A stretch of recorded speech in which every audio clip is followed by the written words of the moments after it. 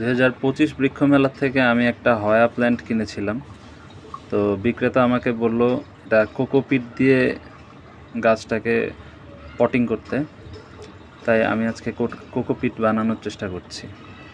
Cocopeat বানানোর প্রধান উপাদান এবং একমাত্র উপাদান বলা যায় নারকেলের খোসা। তো এগুলোকে ছোট ছোট করে কেটে এখন আমি ভিজিয়ে রাখবো।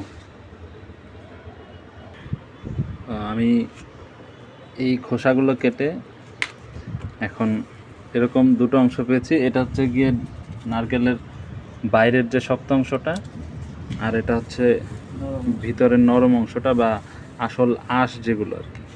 তো আমি দুটো আলাদা আলাদা করেছি কারণ এটার মান একটু ভালো আর এগুলো একটু বেশি শক্ত। এগুলোকেও আমি ভিজিয়ে আলাদা কোকোপিট করব, এগুলোকে ভিজিয়েও আলাদা কোকোপিট করব। আমার এই কেটে ফেলা নারকেলের খোসাগুলোকে পানিতে ভিজিয়ে রাখবো। এভাবে কিছুদিন ভিজিয়ে রাখার পরে আরও একবার আমাদের নারকেলের খোসাগুলোকে আমরা পানিতে ভিজাবো, তারপরে রোদে শুকিয়ে দিব।